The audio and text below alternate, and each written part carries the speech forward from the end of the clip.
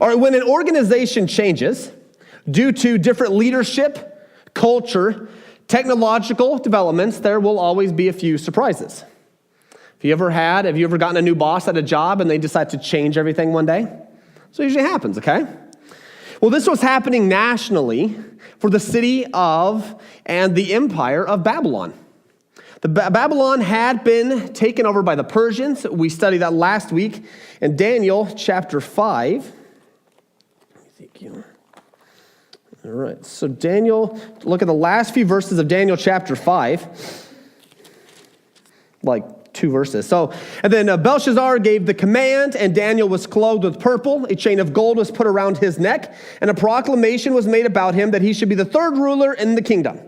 And that very night, Belshazzar, the Chaldean king of Babylon, was killed, and Darius the Mede received the kingdom, being about 62 years old. Let's keep going. It pleased Darius to set over the kingdom 120 satraps to be throughout the whole kingdom, and over them 3 high officials, of whom Daniel was one, to whom these satraps should give account, so that the king might suffer no loss. Then this Daniel became distinguished above all the other high officials and satraps, because an excellent spirit was in him, and the king planned to set him over the whole kingdom. Then the high officials and the satraps sought to find a ground of complaint against Daniel with regard to the kingdom, but they could find no ground for complaint or any fault, because he was faithful, and no error or fault was found in him. Then these men said, "We shall not find any ground for complaint against this Daniel unless we find it in the connection with the law of his God." Yes, you're the man. Okay. That's why they keep me to preaching and not controlling the clickers. All right. So Darius comes in. He conquers the empire of the Chaldeans, the new Babylonian empire. And as leaders do, they go in, and he had what he considered a more efficient way of governing of governing the nation. And so he re-blocks off his land into, you can pretty much call it about 120 different little states. Okay? That way, he had 120 officials that he could keep track of. He most likely knew these guys by name. He knew they would do a good job taking care of their area. There's as I think about this, you guys remember Steve Jobs, the previous CEO of Apple. He had a policy where he knew by name the 100 people that worked directly under them. He knew everything he could about them. Because in his mind, after you go over 100, it was no longer effective. And so if there was like 101 person showed up, he would boot out, number 9 or whatever it was, and then reshake it up. And so he always had a top 100. This is very similar. Darius goes in, he has 120 officials, and Daniel happened to be one of these guys that the state sort of gave an account. So in some ways, Daniel was a little more, he wasn't just a bookkeeper, but he was one that they reported to. He managed the states. He was the sort of go-between while Darius was out conquering and taking over places and setting sort of the vision of the nation of the Persians. Daniel was the one dealing with the everyday business, making sure the taxes got in, making sure, hey, such and such a place is supposed to be bringing in so much money. What happened to the money? A variety of things like that. So they gave an account to him to not burden the king with all the, the nitpicky, everyday business of it. And as a result of Daniel, and as a result of really Daniel's faith and how God had worked in his life for the many years before, Daniel very quickly rose to prominence within the officials as well. Darius enjoyed talking with them. Darius trusted Daniel. Daniel became a guy that he could rely on, very similar to Nebuchadnezzar so many years before. Daniel was somebody who, it didn't matter who the king was, Daniel did his best to serve him as he served his God. And knowing a guy who succeeded in multiple empires under multiple kings is a huge testament to his work ethic and his faithfulness and his reliability. They knew Daniel would say it as it was. And that Daniel was not going to sneak behind him and backstab him and betray him. Daniel was completely reliable. And what's really fun, and this is just sort of a little side note, What's really cool is the reason why Daniel was so reliable in his job was because Daniel, yes, he was serving a king, but he was serving the one above the king who put that king into place. And so as a result, it did not matter who the king was. Daniel served faithfully. But as a result of this change, and as a result of Daniel becoming more popular and rising up, not only was he a foreigner, but he was a foreigner. Because remember, Babylon had taken Judah and taken them out, and so he was known as one of the exiles. That was in Babylon, but now he's known as like a double exile. Because not only was he of Judah, but now he's also of that other conquered kingdom too. And he still rose. That's how cool this is, okay? So he rose, and as a result, people started looking, they're like, man, he is not Persian, he's not Mede, he has no noble blood. His nation was puny and got beat by Nebuchadnezzar. And look, we beat them, so they're really puny. And here he is rising up. And not only that, Daniel, by this point, was probably one of the older guys. And you know old people, they don't really do anything as well as young people, right? Exactly, that's how that works, okay? But you have this mentality where, young blood, we got this figured out. We know how to use smartphones. And Daniel's like, who cares? I am a smartphone. Boom! Okay? That's what Daniel was. And so Daniel didn't need it. Daniel just advanced, and he was reliable, and he was solid, and Darius knew it. And everybody got incredibly jealous of him. That's a good quote. I should remember that. Hold on. I am a smartphone. That's right. Oh, wait, what are you talking about? That's right. That's right. Well played. Okay, so what happens is Daniel gets betrayed. See, Daniel, he rose and people started to get jealous. And they hated Daniel for it. And these are his co-workers. These are the people he probably worked with for months and possibly some years. And these are, just imagine your co-workers doing this to you. See, they not only betrayed him, they wanted to discredit him, they wanted to kill him. It got that bad. And they hated Daniel, and they knew the only place they could attack Daniel was his faith. And they went after him for it. Now, we're going to see today, and is how Daniel responded to being in the crosshairs of an attack. That should catch our attention this morning. And see, and due to the example of Daniel, we have a guide to how we are to react when we are standing in the crosshairs of other people. See, Daniel responded differently to an attack because he rested completely on the Lord. Daniel responded differently to an attack because he rested completely on the Lord. And let's see what that looks like this morning. All right, so let's keep going. We're Daniel chapter 6, verse 6. Then these high officials and satraps came by agreement to the king. Now this is a group of like 100 people that came together. The fact that this hatred was so bad, can we ever really get 100 people to agree on one thing?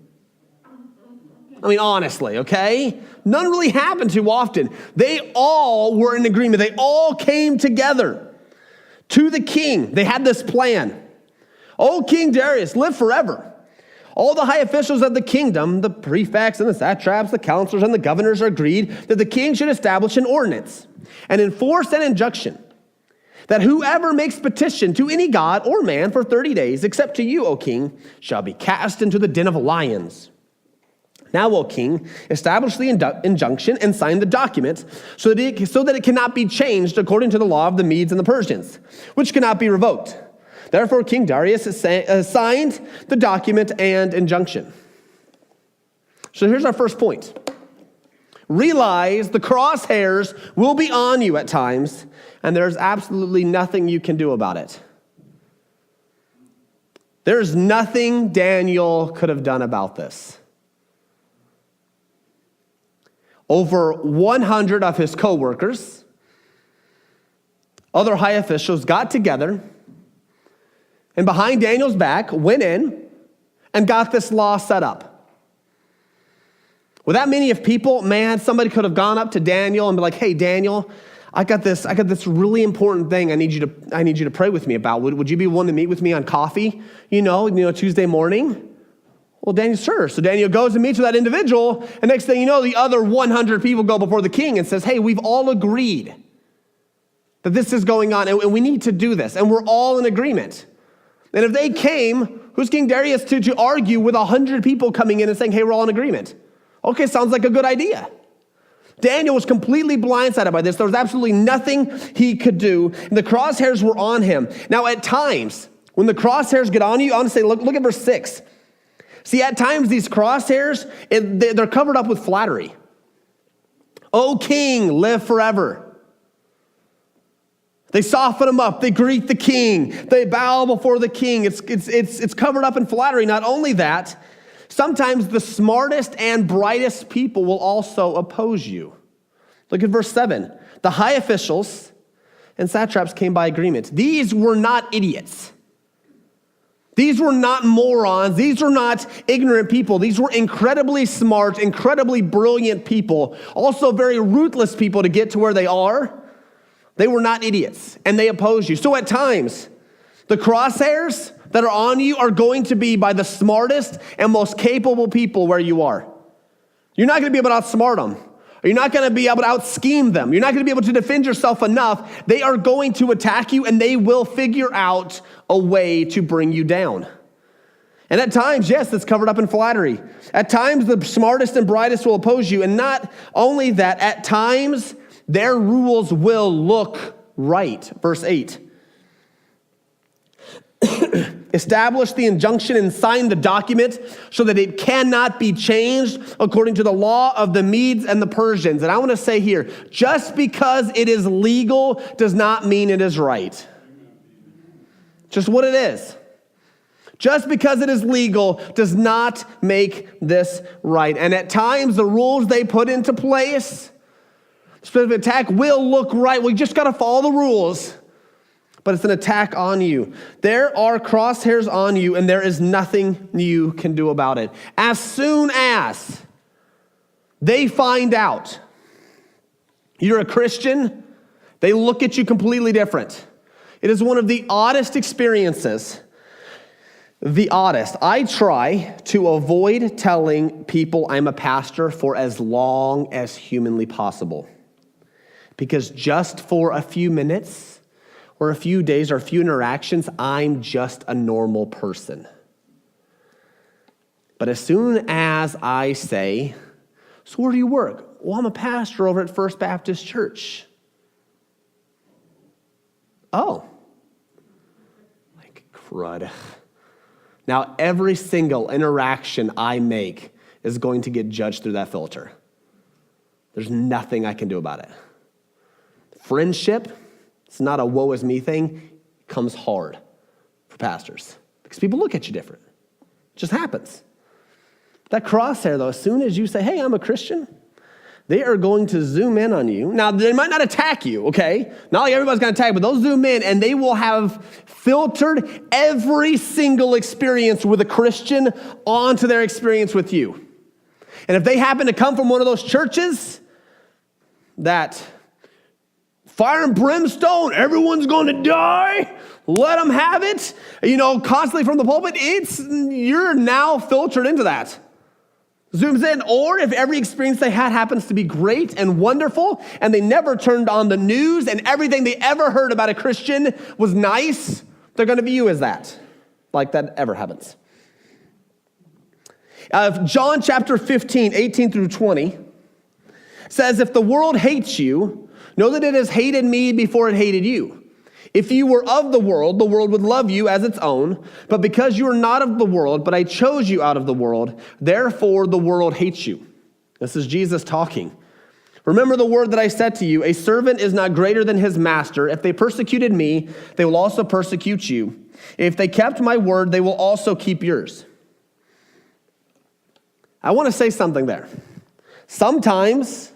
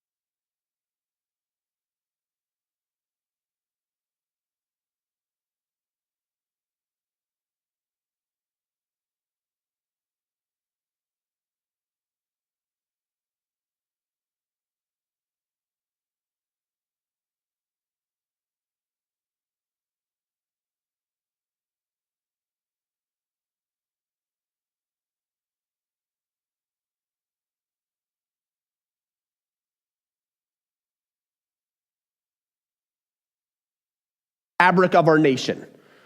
And they just blow it out of proportion. That's not the case here. Because what it says, if I can find it again, verse 10, as he had done previously.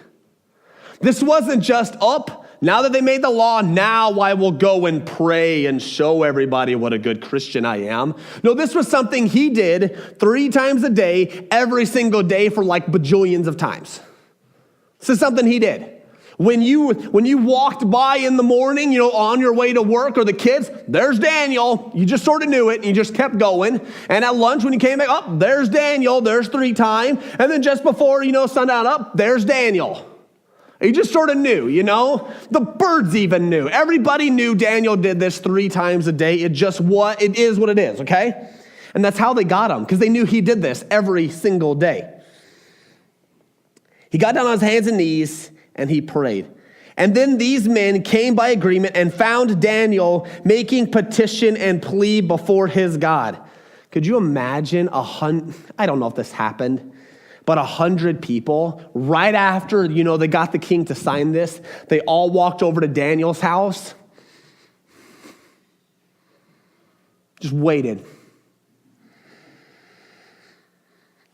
Here comes Daniel down the sidewalk, into his house. Daniel might have made him wait a little bit longer, might have had a cup of coffee or something. They're waiting, comes up, and there he is. And he prays, and we got him now. They didn't have pictures, so they had to, draw a picture or something and show them. The king, so they head off, okay? They go and they found agreement. They found Daniel making plea, and then they came near and said before the king concerning the injunction, "O king, did you not sign an injunction that anyone who makes petition to any god or man within 30 days except to you, O king, shall be cast into the den of lions?" Oh, yeah, I remember that. Yeah, and the king answered and said, "The thing stands fast according to the law of the Medes and Persians, which cannot be revoked." And they answered and said before the king, "Daniel, who is one of the exiles from Judah, pays no attention to you, O king, or the injunction you have signed, but makes this petition 3 times a day." Let's go to the second point when you're in the crosshairs. Avoid reacting in fear to the unknown. So, Daniel knew about the law. And he didn't react. He didn't run away. He just went and did what he always did. During situations, during fearful situations, how do we usually respond? There's that fight or flight mechanism, that people have. Nikki and I, we have this running joke. Sorry, Nikki, I'm going to totally use this. But she has the most ninjutsu way of flighting to fear I have ever seen. Like, we will be something like legitimately scary could happen, and she has done what she has needed to do, and it's gone before I even realize what has happened. She's a ninja. She's gone. And it's a mechanism where some of us react and we run, and other guys are like, "I'm a man," and then they get hit by it, because they think they can take it. You have this fight or flight reaction that people do. And it happens, and here's Daniel. Yes, the law was the lion's den. Yeah, he had a pretty good idea of what could happen to him. But we do not know the future. No matter how much we try, something could have happened, and it didn't. And he wasn't thrown to the lion. So he did not know exactly what was going to happen. It was unknown. And he did not react in fear. He kept doing what he'd always did. 1 Peter says chapter 5 says, be sober-minded, be watchful. Your adversary, the devil, prowls around like a roaring lion, seeking someone to devour. See, the devil has his crosshairs on you, and he's going to use people to do it. In verse 9, it says, resist him firm in your faith, knowing that the same kinds of suffering are being experienced by your brotherhood throughout the world. Do not react in fear, Peter says. Daniel did not react in fear. He kept doing what he had always done. Avoid reacting in fear to the unknown. There's have you guys ever played the game Dodgeball? Yeah, okay, so most of us have. Well, I used to love dodgeball. Well, I still love dodgeball. The best people to play dodgeball with are teenagers because they are just cocky and very incredibly confident in their athletic, prowess. They got this figured out, okay? And once again, as you get older, you get a little wiser and you find you don't have to move around as much to be a good dodgeball player. And so this one kid, I over and over and over threw it up high into people's chests because I didn't want to hurt any of these teens. And this kid thought he'd figured it out. Well, I threw the ball low that time, as hard as I possibly could. And he dives on his ground. He dives on his face, dives on the ground, and the ball blasts him. To the point of tears running. His nose didn't bleed, thankfully, but it's just one of those hits. See, he thought he'd figured it out. Dodging might have worked, but it didn't. See, we got to avoid reacting in fear to the unknown. It might work in dodgeball. It doesn't work in reality. Running around like a chicken with your head cut off when something scary happens is the worst possible thing you can do. It's why they say in any crisis situation, the last thing you should do is react quickly. You need people to come alongside you as fast as possible and say, hey, let's just slow this down here, okay? It's okay, let's give it a few days, let's ride this out. Because when we react in fear, it compromises. There's danger. Daniel could have reacted in fear and completely have blown his testimony. He could have actually given up and said, God, it's okay if I pray secretly to God for 30 days. He could have done that. But he kept consistent. He did not react to fear in the unknown. Let's keep going. Verse 14. Then the king, when he heard these things, or heard these words, was much distressed and set his mind to deliver Daniel. And he labored till the sun went down to rescue him. Then these men came by agreement to the king and said to the king, know, O king, that it is a law of the Medes and the Persians that no injunction or ordinance that the king establishes can be changed. Then the king commanded, and Daniel was brought and cast into the den of lions. And the king declared to Daniel, may your God, whom you serve continually, deliver you. And a stone was brought and laid on the mouth of the den, and the king sealed it with his own signet, and with the signet of his lords, that nothing might be changed concerning Daniel. Then the king went to his palace and spent the night fasting. No diversions were brought to him, and sleep fled from him. Then at the break of day, the king arose and went to haste to the den of lions. As he came near to the den where Daniel was, he cried out in a tone of anguish. The king declared to Daniel, O Daniel, servant of the living God, has your God, whom you serve continually, been able to deliver you from the lions? And then Daniel said to the king, I love this phrase, O king, live forever. Point 3. Forgive the attackers. Many of them do not realize what they are doing. And this is a hard one. Daniel had every right to be mad at Darius. Am I right? You threw me in a lion's den. I'm your best guy, or you didn't think about the fact that they were this stupid loss coming up? Did not cross your mind that I was going to get thrown into the lion's den? It's probably the one time he could actually talk to Darius that way in his life. He could have held a grudge. He could have been incredibly mad. But instead, he responds in a way of humility and submission. He says, O king, live forever. No matter what happened to me, king, I'm not bitter about it. So when the crosshairs are on you and they attack, forgive them. They probably do not realize what they are doing.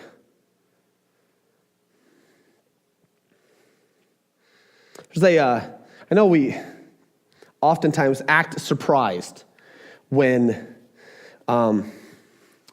Christians or people who should know better decide to backstab us. And it really surprises us when trusted people come behind us and they're like, yeah, love you in Jesus' name. Or we're incredibly surprised that the world at large keeps making laws and rules and does things that do not agree with the Bible. And then we go and complain about it every Sunday morning. Oh man, the United States is going downhill. How dare it? And Iran, doing Iran stuff. And we sort of act like so surprised that North Korea is sort of kooky.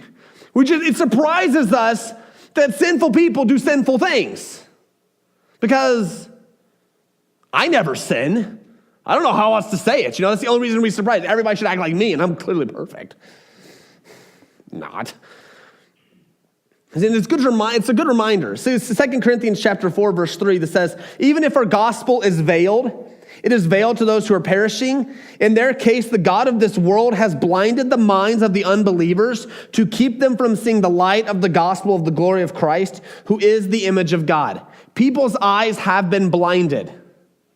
They do not realize what they are doing. Sometimes they can really think that what they are doing is for the good and betterment of mankind, and in the whole scheme of things, it's actually horrendously bad. Have you ever made that mistake where you thought what you were doing was really good until you found out more information and you realize I probably should have kept my mouth shut? You meant well. You meant good. Did Darius? He signed it. He had all of his top advisors come in and tell him it's a good idea. This is why he has them there in the first place. He has trusted wise people, so he thought, come in and make this recommendation to him. He should have known it was wrong, but he made it. And we could be bitter about these attacks that happen to us. And the fact is we need to forgive them because many of them do not realize what they are doing. Do you remember what Jesus Christ said on the cross? Father, forgive them, for they do not know what they do. That's Jesus. These guys are killing him. And that's what he asks. Father, forgive them. They are ignorant. And if Jesus can do it and Daniel can do it, we can do it. We don't have to hold bitterness about being wronged by people. We can say to people, oh, King, live forever. Oh, John, live forever. I know you messed up. Oh, such and such, hey, live forever. That'd be one of the funniest compliments you could give to somebody, and they'd be like, what are you talking about?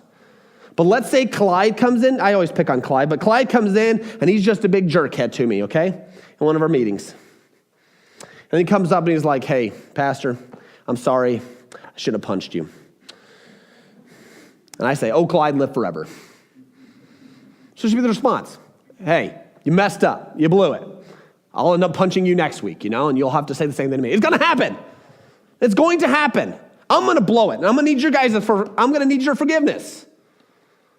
It's going to happen. Forgive the attackers. Many of them do not realize what they are doing. Lastly, let's go verse 23. Then the king was exceedingly glad and commanded that Daniel be taken up out of the den. And so Daniel was taken up out of the den, and no kind of harm was found on him, because he had trusted in his God. And the king commanded, and those men who had maliciously accused Daniel were brought and cast to the den of lions. They, their children, and their wives. And before they reached the bottom of the den, the lions overpowered them and broke all their bones in pieces.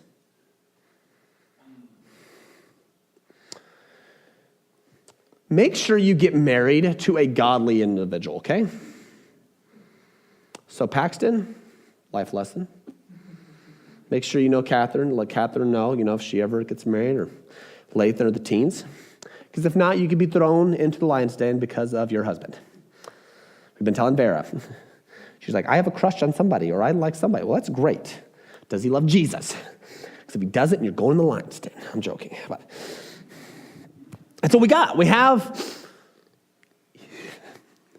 gets Daniel out, and then he pretty much turns to the officials, and he just starts slinging them and their families into the lion's den. Verse 23 is really powerful. The king was exceedingly glad and commanded that Daniel be taken up out of the den. And so Daniel was taken up, and no kind of harm was found on him because he had trusted in his God. Last point. Trust that the Lord has everything under control because he does. Trust that the Lord has everything under control because he does. When you come home, what's one of the first things you do after a long day of work? Take off your shoes, go to the bathroom, grab a snack, whatever. And then don't you usually find a place to sit down for a minute? You know your chair that pretty much has your hiney print in it? You know, when you go, and this chair exists in everybody's house, okay? So it's that one chair that, it's incredibly comfortable, and you just sit, and you just feel it in your back just relaxes. You guys know what I'm talking about, that feeling of just rest? Then your wife's like, I need you to take out the trash. In a minute. It's just that feeling of rest. When we think of trust, I think that's what needs to come into our mind. That easy chair, that feeling of just,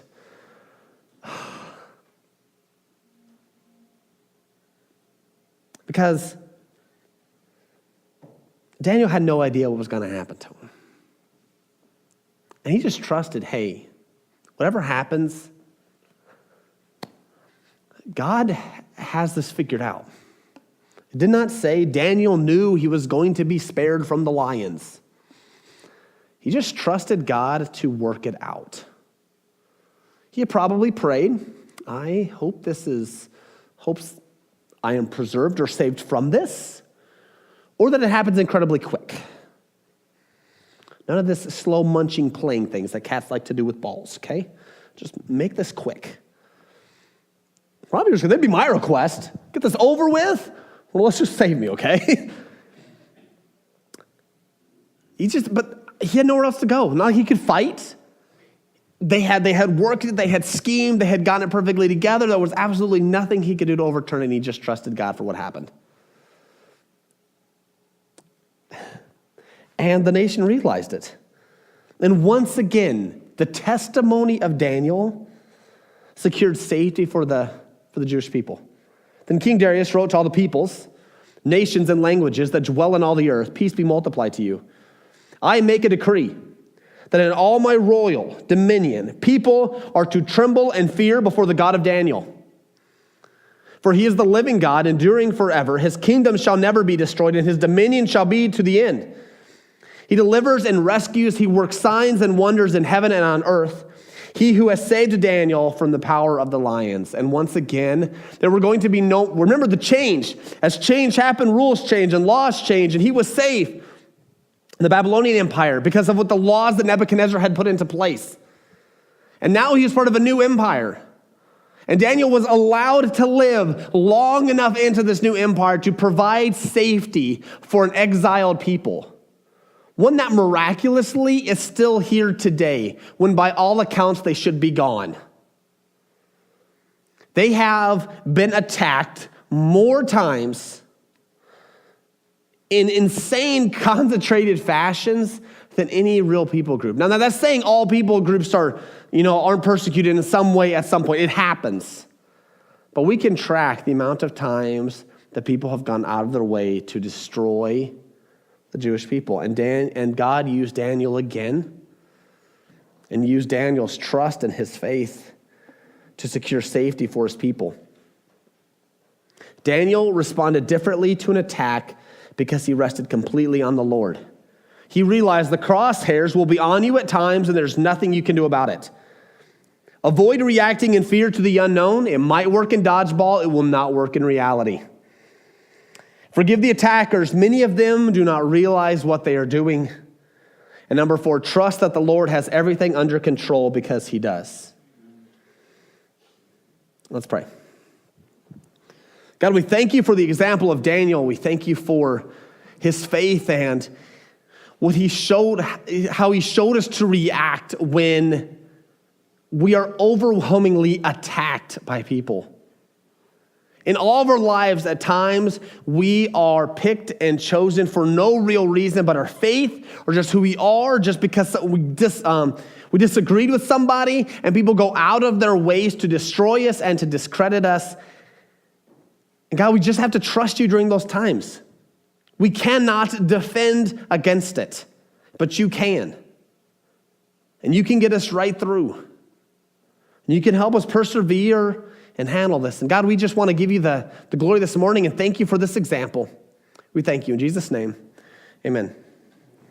All right, a few things. Next week, we will be studying Daniel chapter 7. And I want to say you will want to read Daniel chapter 7 ahead of time. We're now moving from the sort of narrative aspect of Daniel, and we are moving into sort of the prophetic things. And so we're going to be talking about some weird imagery and stuff. It'd be a lot better if you've read through it. Maybe a few times just to get yourself familiar with it so you can follow along a little bit better.